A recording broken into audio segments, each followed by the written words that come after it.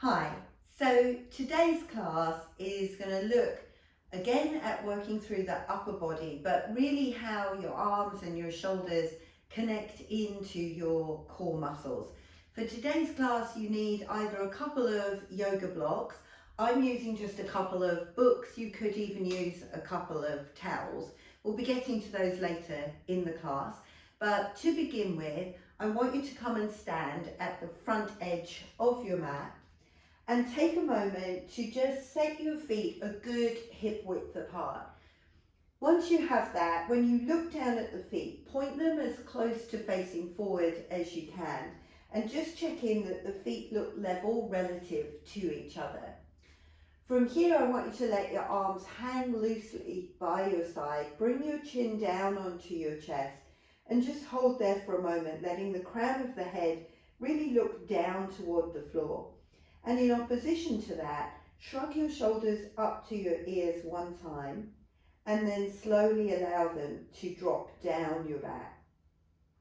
Do that one more time for me. Pull the shoulders up to your ears and then slowly let them drop down your back. Now continue to let your head lead your spine forward. And for right now, I just want you to bring your hands a little below your knees.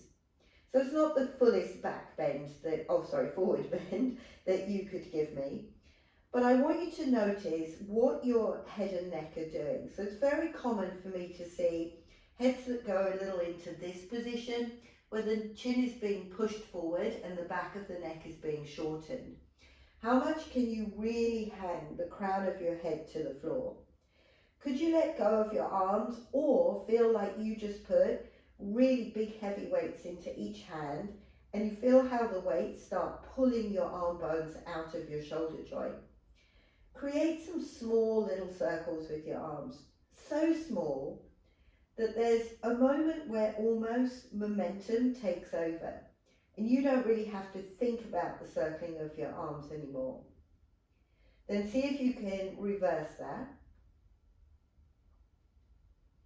And now pause your arms, soften your knees and start to roll the pelvis up first. Can you be very clear about pelvis lifting, then the lower back, then the bottom ribs, then your shoulder blades, your neck and your head, the last thing to come up.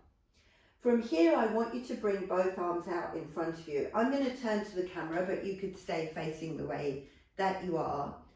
And the palms face down toward the floor. Again, draw your shoulders to your ears and then let them drop down. I want you to let your right arm begin to reach forward and notice how naturally the left arm draws back. And then allow both arms to come back to be level with each other. Let your left arm reach forward as that right arm draws back and let it come back. So you're going to keep playing with that. Here are the things that I want you to watch for. Sometimes when a shoulder is a bit sticky and stiff, this is what I'll see. I'll see somebody kind of lean forward. So it looks like the arm traveled further in space, but actually it utilized taking the torso with it instead of just the shoulder blades. So can you be very mindful about where the weight is on your feet and not really letting that change? What I hope you begin to notice is that there's almost this little twisting that's happening across the top of the shoulders. So we're going to play into that rotation. So the next time you're reaching one arm forward, can you start to bend the elbow of the arm that's moving towards you? As you take the elbow back, I want you to think of your rib cage turning to follow that elbow. And then let it come all the way back home. Now let what was the back arm begin to reach forward. The other arm naturally retracts. Bend your elbow. Now let your rib cage follow your elbow and notice whether you have a harder time turning the ribs one way than the other. You're going to keep going with that. Now the turn of the ribs is really relevant because if the ribs get a little stuck in one direction, you're going to start displacing the shoulder blade to try and get the elbow back. So I want you to tune into how it feels from one side to the other. So my left side is a little bit more limited on the rotation it has. If I'm not mindful to really think about when the ribs aren't turning anymore, it creates a bit of a pinching sensation around the shoulder blade. So I want you to feel for that. Okay, now let both arms drop and just swing them. Can you see how when I swing them from one side to the other, I let my elbows bend and I just let one arm hit the small of my back and one arm hit the front of my stomach. Hit doesn't sound very nice, does it? It's not really that, it's not that hard that it's a hit. But there's definitely something there of contact with the body, which is important for a couple of reasons. Okay, because we're going to be looking at your core, I want you to bring some circulation into that area. You know your core is a 360-degree part of your body. The abdominals or the stomach wall contains a large amount of your lymphatic system, which clears out all the junk, so it's always a good start to the class. Okay, now come center and re-bring the arms forward, palms face each other. Can you pull your shoulder blades back together and then let them release forward? So as you pull the shoulder blades back together, I don't know how much you'll see on this top, we call that retracting the shoulder blades, and they squeeze in towards your spine. As you reach forward, they move away from your spine. Now there's actually a bit of rotation that happens here as you squeeze in, and as you reach away, the shoulder blades don't just come backward and forward, they actually rotate up and out and down and in. Can you notice if you're coupling this movement with this of hunching up, and see if you can release the hunching up? Okay, and then let your arms release. So let's start to put that into some movement now. So standing at the front of the mat, chin comes onto your chest, take your time and roll down through your spine. Bend your knees as much as possible to get a sneaky little squat in here. Can you drift your weight a little bit back on your heels? And notice whether you're using your neck to hold you here. So is your chin angled to the front of your mat? Could you drop it down? Now take your right leg and step it back behind you, and then let the knee come down. Take a quick moment to look at that back leg and make sure the thigh bone is vertical. Now a couple of times I want you to initiate starting to lift your upper body or lift your body off your thigh and come back down.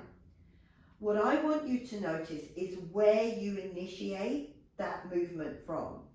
So do you do it like this? Pick the head up and use the neck. Do you do it like this and pull up into your shoulder blades? Maybe there's a push off from your hands. Could you now start to initiate this from your core muscles? Could you drop your tailbone down to the floor and peel your pelvis off the front of your thigh? Roll up through your spine with actually the head being the last thing to come up. The back toes are tucked under, and you might on this front leg need to sit the hip down to level up. Both arms come forward, palms face down. Your front leg, which should be your left one, that arm reaches forward and the right elbow bends and pulls back. I want you to keep the ribs turning to the back arm, and when there's no more to be had, stop.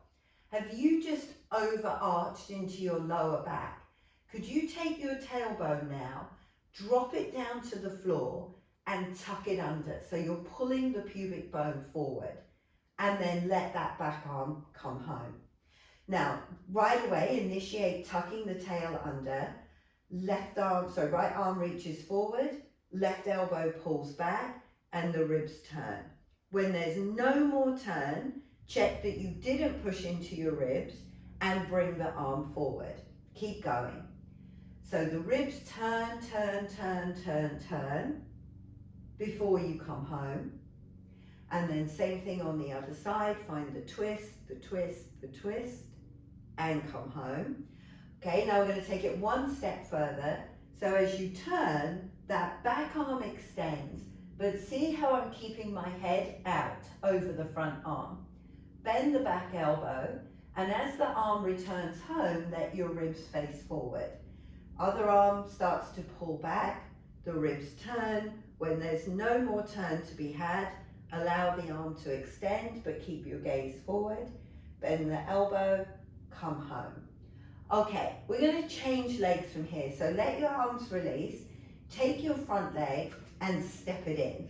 Tuck the toes under, and then pick up your right leg and bring that forward. Okay, take a moment now, sit the front leg bum cheek down and find the tucking of the tail right under. It's not that I'm making you work in the tuck, I'm trying to bring your pelvis to a middle ground. Arms go out. So on the front leg, the right leg, arm reaches forward, other elbow retracts, and you turn towards that back leg, and then let the arm extend, but you're going to keep your gaze over the front arm, the elbow bends, and you come home. And then I want you just to turn from one side to the other in your own time. Now you may well find one side much more wobbly than the other, which is fine, just a normal human being. But you could think about trying to slide the front foot back towards you, and you could think about sliding the back knee forward to steady yourself. Now when the arm comes all the way forward, we're going to bow forward over that front leg, hang your head to the floor, pick up the back knee and step that back foot to the front foot. Now hang your head, knees stay really bent, and initiate the roll up by dropping the tail down, bringing the pelvis up first, and then rolling through the spine as you come up to the top. Now hold at the top and check that your feet are level relative to each other. Bend your knees and sit back and down into the half squat. So remember how I want you to have this shin bone vertical. It's not about having to sit low, but really sit back. So can you lift and lower your toes easily? If you can, we're good to go. I'm going to come this way actually, so I'm facing you. All right, so from here, pick up your right heel, hold it, and place both hands either side of your pelvis. Without shifting to the left, or trying not to, can you flip the ball of your right foot up off the floor and hold on to one leg?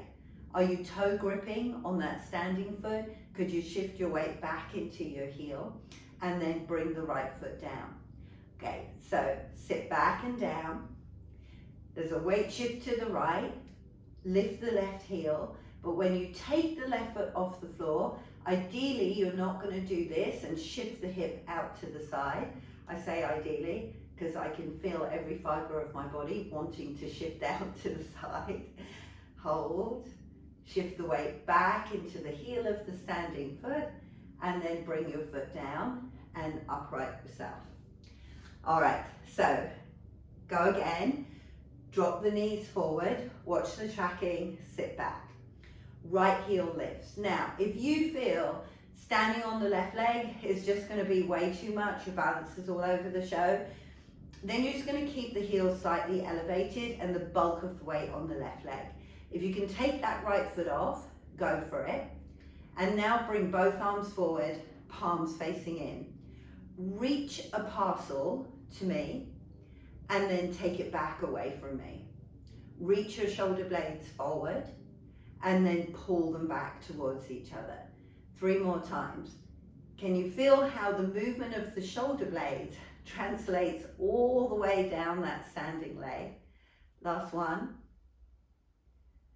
And then put your hanging leg down, upright yourself, ready to go into it on the other side. So knees bend forward, hip hinge, sit back, sit back, sit back. Pick up the left heel. If you think you can stand on the right foot, go ahead, foot comes off. If not, stay on that tippy toe, arms go forward. Reach the parcel forward and then pull it back. Shoulder blades come round the side of the body, squeeze back in. Round the side of the body, squeeze back in. One more time, I'm right with you. And then let that foot come down, bring yourself all the way up. Okay, we're gonna go back into the lunge. So when you're ready, bring your chin on your chest, take your time to roll down. Bend your knees a lot. It's always good to squeeze in a squat along the way.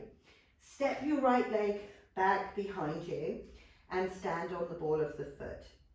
Okay, now, as you come up, I want you to try not to throw yourself up from your neck or your upper back. Can you drop your tailbone down and under and roll up through your spine until you come to a relatively upright position.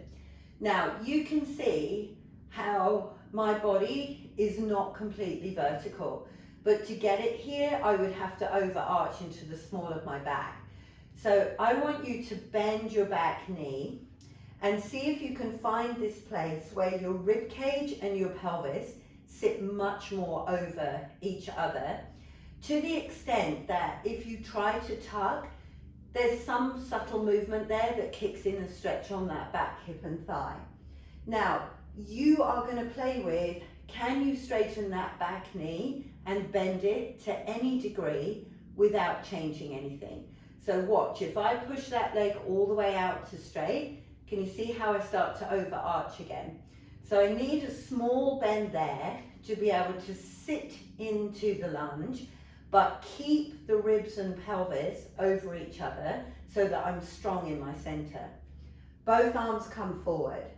So on the front leg, which should be the left one, that arm reaches forward, the other elbow pulls back, and then you're going to let that back arm straighten out. Pause for a moment as you look forward.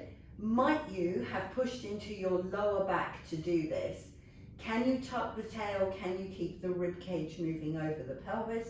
And then bring your back arm home and then change to the other side. Very normal to feel wobbly. Don't worry about that, it's fine. Remember to play with making the legs really active. You want to think of that front foot sliding back towards you and the back foot sliding forward to the front edge of the mat. Because the ribs need to turn here is why I don't want you to overarch through your lower back.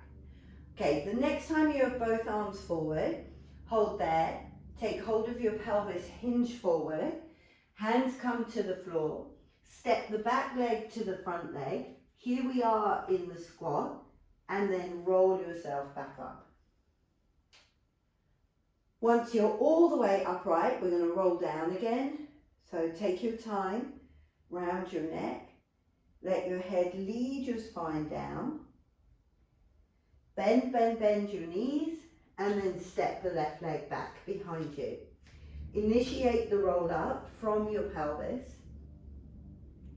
When you get all the way upright, let that back knee bend. Find ribs and hips over each other, and then deepen into the tuck of the tail underneath you. Then see if you try to straighten and bend, what can you give me without changing anything in your body? When you have it, arms come forward. On the front leg, arm reaches forward, other one retracts, pulls back, and then bend that back elbow, pull it forward. Immediately you go to the other side. And then once you have the flow of the movement going, I want you to really focus on the turn of your rib cage, even though your gaze is staying forward. Watch for pushing into the small of your back. And then the next time you bring that back arm forward, hinge over your front leg again, and then let that back leg step to the front leg, head hangs down, and roll all the way up to the top. Okay, so one more time, down to the floor. Chin comes on your chest, shoulders drop down your back, roll forward, Allow your knees to bend, and then place your hands to the floor, stepping one leg back, stepping the other leg back. So if you take a moment to sit back, this is where I want you to grab one of your books, your blocks, or a folded up towel and put it underneath your left knee. The other book block towel is going to go right across the small of your back. So I'm balancing it between the top of my pelvis and the bottom of my rib cage. I'm also going to just adjust my position. Okay, so the knees need to go directly underneath the hips. Okay, so this would not be knees under the hips, and that would create issues for your back being able to do what it needs to do. And then I want you right now just to have your shoulders over your wrists. Tuck your toes under and then let your head hang to the floor. Now squeeze your shoulder blades together and pull them apart. Do that a couple more times. Squeeze them together, pull them apart. Last one. Okay, now you're going to hold the pulled apart and pick up the leg that isn't on the book until the knee is at the same height, and then let it come down. So you're going to pick up the leg that isn't on the book until it's a similar height and bring it down. And you should be able to feel that in whatever you have on your back. You're trying to bring that to level, and you should be able to feel how it kind of goes off on that diagonal when the knee goes down. Okay, as you do that 3 more times, you're checking all the time when you pick up this knee, what do you do between your head and your shoulder blades? Do you pick up the knee by jutting your chin forward? Do you pick up the knee by hanging your head to the floor? Do you pick up the knee by collapsing into your shoulder blades? All right, and then let that release and swap the book over to the other side, block, whatever you're using. So the one on your back, sitting across the small of your back, it's balanced on the top of the pelvis, the bottom of the rib cage. Once you have pulled the shoulder blades apart, maybe a couple of times, let's just squeeze them in, draw them open. Go one more time. Okay, hold them open and then pull up the leg that isn't on the book and let it come down. And I haven't tucked my toes under on this side, but you could play with that. Tuck the toes under, see how it is for you. Keep them long. How is it that way? I know if I keep them long, I have a tendency to push down into the front of the foot. This way I have to work a little bit more across my shoulders. All right, one more time. Okay, and then sit back for a moment, taking off the one that's on your back. Okay, so whatever block book you're using, now if it's a paperback, it's going to be a little bit narrow, but we'll live with it for now. You're going to place the book so that you can place your hands around it. So see how I'm creating a letter L between my first finger and my thumb. So that's where we're going to go. Now bear in mind, if you're on a paperback, it's a little narrow. So once you've set it and done a couple, I just want you to find the position and then we'll take the book out. Okay, so once you are there, can you start to let yourself drop between your shoulder blades and come back up? Couple more times and notice the effect or not on the hands. Now you're looking for a middle ground, so I can go all the way down, squeeze them really tight. I can come all the way up like this and overly round. I'm looking for a middle ground that if I put my book across my shoulder blades, there wouldn't be a gap between the two shoulder blades. It would all sit flush to the book. Bend both elbows. Remind yourself they don't go left and right. They're trying to track back towards your knees. And then when you find your limit, push back up. Now a reminder, if it feels easy, potentially you're doing this and coming back with the weight. So don't do that. The other thing I sometimes see happen when people getting way down to the floor, they're doing this. So they're kind of collapsing into their back to get down and then pushing back up. So we're going to try and address that right now by putting your book on your back or your block or whatever it is. Okay, and I have put it between the pelvis and the rib cage again.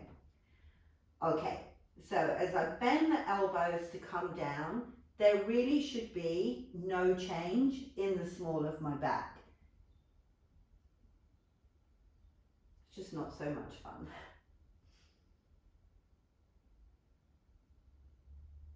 All right, now one more time.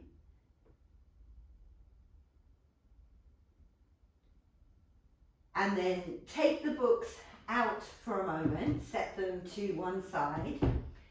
Come down onto your right elbow and put that forearm along the edge of the mat. Take one book, one block, and put it between that first finger and thumb, and then do the same thing on the other side. Now notice how I've put my forearms to the outer edges of the mat to try and get them as close to straight as I can. So in this position, it's really easy to create this collapse into your back. So we don't have a third book, but you're going to put an imaginary third book on your back. And now from here, I want you just to play with picking one arm up off the floor without letting your body shift to one side. So this is what a shift would look like to bring that arm off. And usually you shift when you can't stabilize across the shoulder blades, and therefore the ribs tend to drop, or you drop between the shoulder blades, and then the abdominal wall can't fire as efficiently as it should. So can you use me an exhale breath as you pick the arm up and let it down? One more each way, and you're just doing the best you can to stay centered. Okay, now when you finish that one, push the books in towards each other, come up onto your hands and walk the hands as far forward from you as you can balance. From here, instead of thinking of sitting back, I want you to think of dropping down, as if you could bring your chest to the floor. Some of you may be able to. And let your head really relax down. And see if you can constantly work on that feeling of dropping the chest to the floor, not so much the bottom ribs and collapsing into the small of your back. That part would be easy. It would almost be as if you were trying to squeeze your shoulder blades together. Okay, now march back up and reset again for me. So you're going to create the letter L with your first finger and thumb. Your forearms doing their best to line up with the edges of the mat, and then one leg comes out to straight. Okay, so once we have this position, I would take a quick look at the leg you're kneeling at and make sure that thigh bone is straight up and down, that you're not already starting with your hip leaned out to one side. Now I want you to pick up the straight leg, teeny tiny, hold it there for a couple of breaths and let it come down. You're going to keep going. So we've already talked about trying not to let the shoulder blades squeeze and collapse in towards each other once you call upon your torso to hold the weight of your leg. But a big favourite for a lot of people is to do this, jut the chin forward and use the neck. So I want you to try and keep your neck long. If you really can't get it to relax, I would pause the video, grab something and put it under your head so it can rest down. Okay, pull that knee in, take the other leg out to straight, and then same thing, small lift and lower. I can feel myself leaning a bit into that left leg, fix that. And just notice if one side is more tricky than the other. If the teacher goes quiet, you know she's found the tricky side. All right, so watch for the collapse between the shoulder blades, but then also notice whether you like to pick up your leg by using your neck. Last one. And then pull that knee in, go back into rest position, flip the palms up to face the ceiling. You can do knees really wide, knees narrow. You certainly should be playing with letting your head completely relax down toward the floor. Okay, so we're going to pause the being on your knees and turn over onto your back.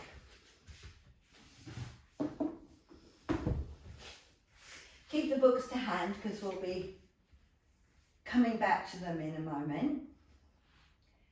So when you lie on your back, we're going to start with the knees bent, but to me this is always a bit of a position that's helping out the tight musculature of the body. So I want you to check in right off the bat. Are these bottom part of the ribs down onto the floor?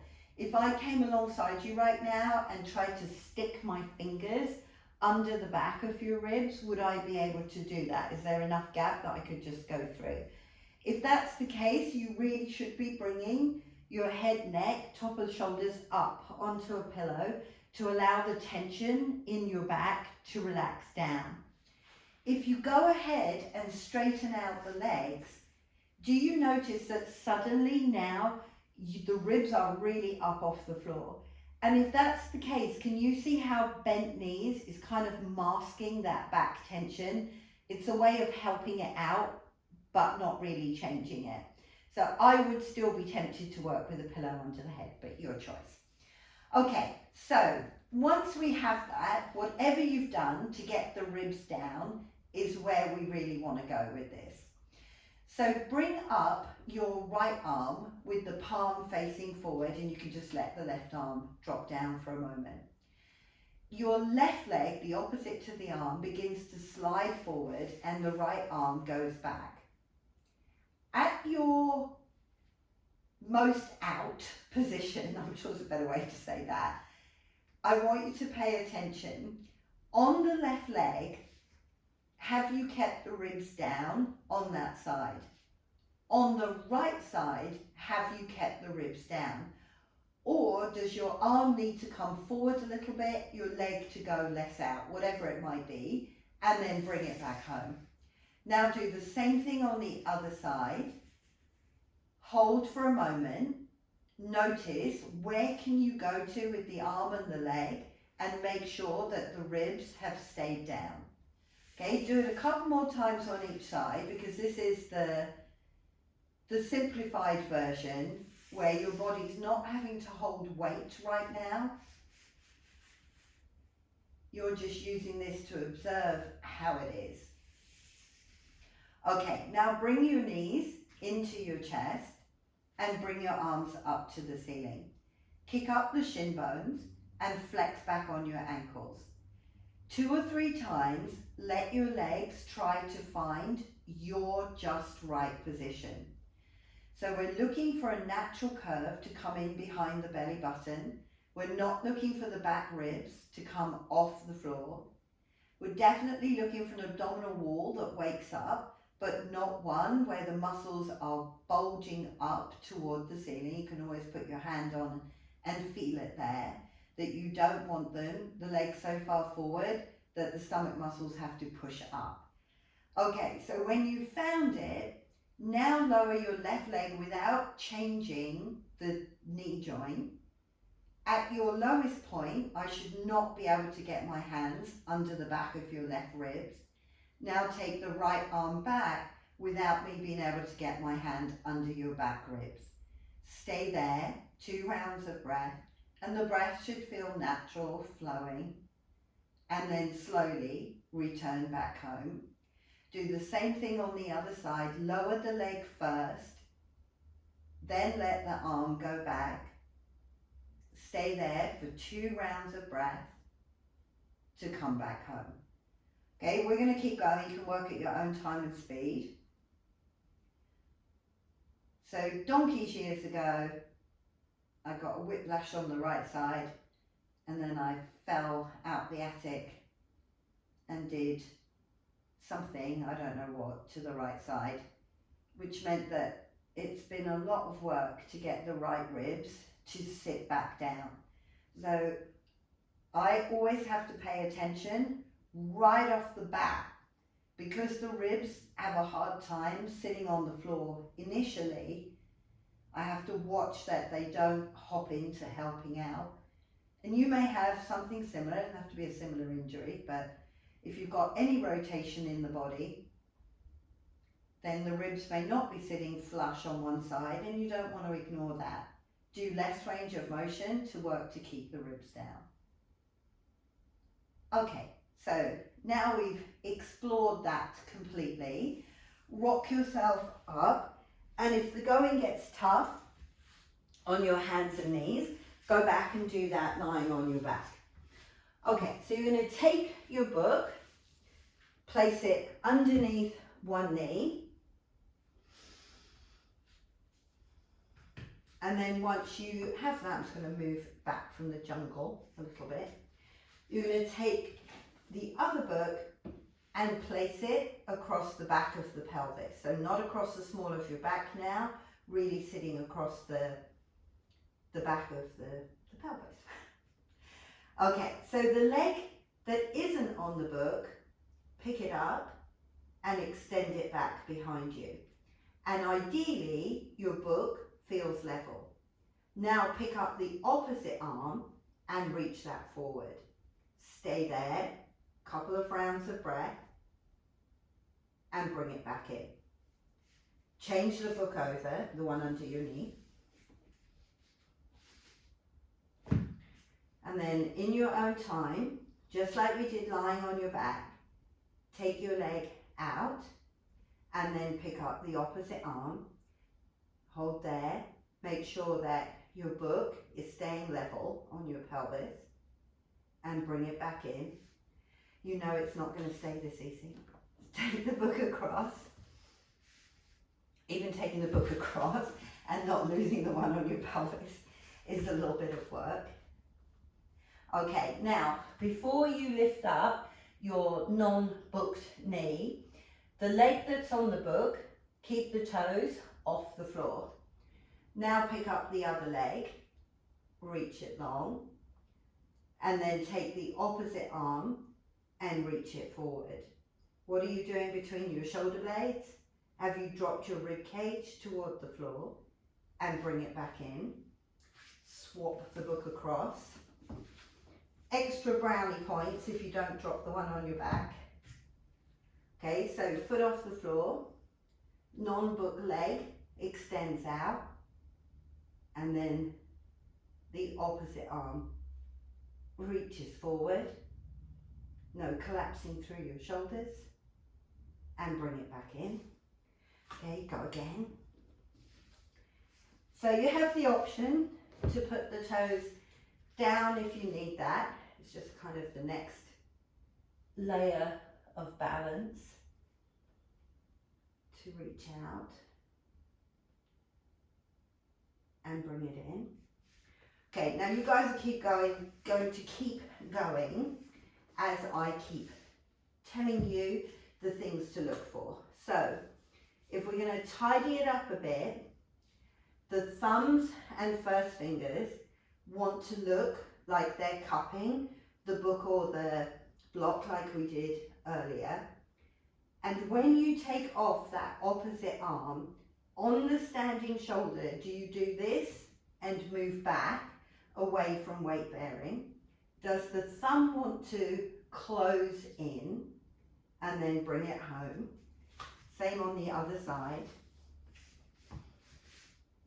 So all these little tiny things add up to a lot of extra movement for the body. As soon as you can't balance on that foot, the shoulder, if it's not strong enough to hold you, is going to try to change something about the alignment of your hand.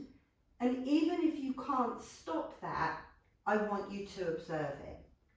Okay, when you finish the one you're doing, take the books out of the equation, sit back and turn the palms up to face the ceiling. And you can sit knees really wide here if that's more comfortable. Take your right hand and put it on top of your left one. Now you can see how the back of my left thumb doesn't sit down on the floor. So I'm going to use my right hand, rock the left hand side to side a few times to get that down.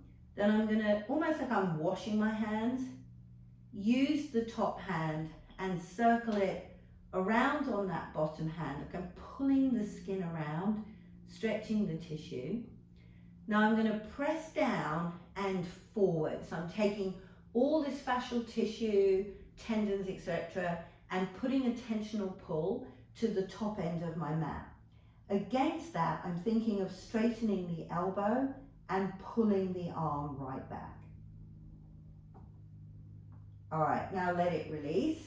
Go to the other side. Take your hand on top. So you can do this little rocking from side to side. It's a nice way to get some movement into the wrist. You can then do some circling on top of the hand, and you could reverse direction as well. So if you've ever done a melt class with me, some of those melt techniques is the same kind of thing. And then press down, push forward, and against that, straighten your elbow and pull the arm back. It's like you're trying to pull the bottom hand out from underneath the top hand. Okay, now let that release. And lastly, I want you to think about the position of your elbow crease. So you can take a seat. I'm really comfortable sitting this way on my heels. You can sit however you want. It's not going to change the movement. You're going to bring one arm out to the side and make a small cup with your hand, like you're holding a glass. We're going to pretend that glass is full of something, and you're going to pour the contents of the glass to the front edge of the mat, bring it back to center, and then pour the contents of the glass to the back edge of the mat. As you go backward and forward, I want you to pay attention to the top of your shoulder. Now you can do this a couple of ways. You might have a mirror nearby where you can watch it. If you don't, lightly clasp the top of the shoulder. As you pour the water to the front edge of the mat, you should feel the head of that bone comes forward and down. As you pour the water to the back edge of the mat, you should feel that bone goes back and down. And that actually what's manipulating that glass backward and forward is the head of this arm bone. Now, hand in hand with that goes some rotation of the ribs. It's quite subtle, but you might be able to feel it. Okay, now let that release and do the same thing on the other side. So pouring the water forward, do you feel this bone comes forward and down? Then it kind of goes home, and then does it go back and down? So as you do that, again, this is where you want to watch for what the ribs are doing. So if the shoulder is stuck and it won't go back and down, oftentimes the ribs are trying to throw themselves forward to help you out. Make sure the ribs soften back, and then play with what motion can you get. Play with turning the ribs towards the arm, turning the ribs away from the arm, and see what helps you to get a bit more motion. Now let that release, and the last thing that can really be unhelpful for this motion backward and forward is a sternum or breastbone that's a bit stuck. So can you find that bone for me? You could tap it a few times. It's quite a big old solid chunk sitting there. Okay, rest your hand on it in any way that works for you, and just observe what that bone is doing. So what should naturally happen is, as you inhale, that bone comes forward and up, and as you exhale, it drops down and in. Do you feel any movement there at all? And the answer might be no.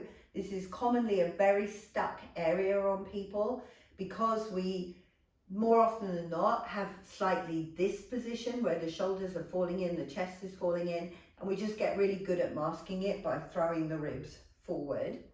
So just check in with it. Okay, now, because I've asked you to check in with it, potentially you're now trying to lift it up and down. I want to make it really clear, when this bone lifts and lowers, it's not this position from your rib cage at all. The up is more like a up. Which sounds so stupid. And the down is more like a down. But if you're feeling the ribs swinging forward and up, it's because the sternum bone is stuck. You want to keep the ribs quite quiet, and I know there's going to be people screaming at me that the ribs go with the sternum, and yes they do, but if you're a chronic rib thruster and you're just moving from the bottom ribs the whole time, you're going to have to keep them quiet to see if you can work out what the lift of the sternum bone would feel like if it wasn't going to drag the rib cage around with it. Because when this is sunk down and in, then the shoulder blades are pulled too far around. When it's held stuck up, i.e. a rib thrust position, the shoulder blades are pulled too squeezed back together. So freeing up this bone is a big player in everything we're doing. Okay, so come back onto all fours. So what we want is this arm bone set in the middle ground. The elbow crease should naturally face out over your fingers. If yours naturally face in towards each other, I don't want you to just look at the elbow crease and turn it, because you could just be wrenching on your wrist. I want you to think about this arm bone trying to rotate back. Like all of this side that I can't see is trying to come round to the front. It's almost like I screw the bone back into the joint. So once you have that, you try to create closer to the position where the thumbs are looking at each other.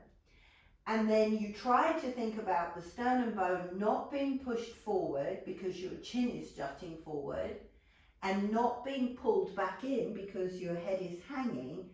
Can you send the crown of your head to look forward? Now walk your knees back without disturbing your shoulders. And right off the bat, you should feel how your arms have become more load bearing than they were before. Can you play with tucking the tail under, and then bend your elbows, squeezing them in on an imaginary book, pumpkin, whatever you want to think of, and push back up. The things I want you to hold on to, as close to keeping your hands flat as possible. Pressing into your fingertips, so when you come to the floor, think of coming slightly forward and down, and push through the fingertips to come back up. Elbows really try to come back, and in a perfect world, the shoulder blades don't collapse and squeeze together. All right, when you've finished that one, walk the knees back in, take one leg out to straight, okay, you know what's coming now, and take the other leg to join it.